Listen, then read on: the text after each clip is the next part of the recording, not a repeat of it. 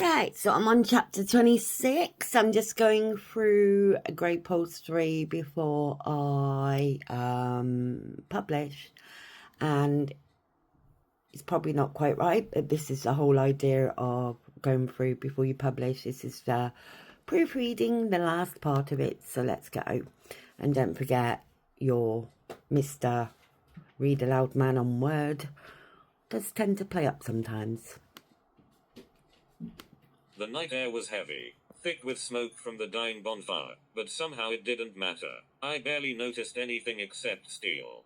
We were sitting just outside the circle, away from the others. I could still hear Mama Ray laughing, the low rumble of Tank's voice, the occasional clatter of weapons being cleaned, but it all blurred into background noise.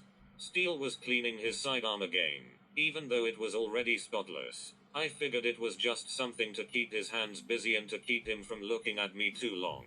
I watched him work, the firelight throwing shadows across his face, highlighting his strong features, but under his eyes you could see the dark circles, a reminder of all the fights he'd survived, all the fights he had won and lost. It all haunted him.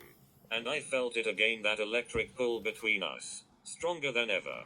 Finally, I couldn't stand it anymore. "You know," I said, breaking the heavy silence, "you're going to wear that thing out." Steele gave a soft grunt, setting the gun down on a faded cloth. He glanced at me, those intense deep blue ocean eyes unreadable. "Better to be ready, always." I shifted, pulling my knees up to my chest, resting my chin on them. "You always ready, Steele?" He smiled a little, but it didn't reach his eyes. Not for everything. Everything.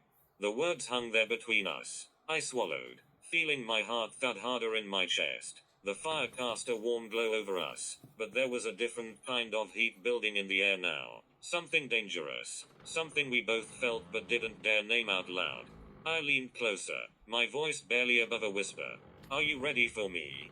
Steele's whole body stiffened, his jaw clenched so tight I could see the muscles jump. "Alex," his voice was rough, warning. But I wasn't scared. Not of him. Not of this. I reached out, my fingers brushing lightly over his jaw. His skin was warm, alive, real. My best friend. My anchor. My impossible something more. I moved closer, heart hammering, tilted my head up. Steele didn't move for 1 second. He stayed frozen, staring at me like he was fighting the war of his life inside. And then, just when my lips were about to touch his, he pulled away. "Don't," he stammered, standing up so fast his chair scraped against the ground. Right, so that's me. I'm going to stop it there because I've got loads of commas to put in there and a few little niggles that I want to work through. So yeah, GRAVEPULSE 3, baby.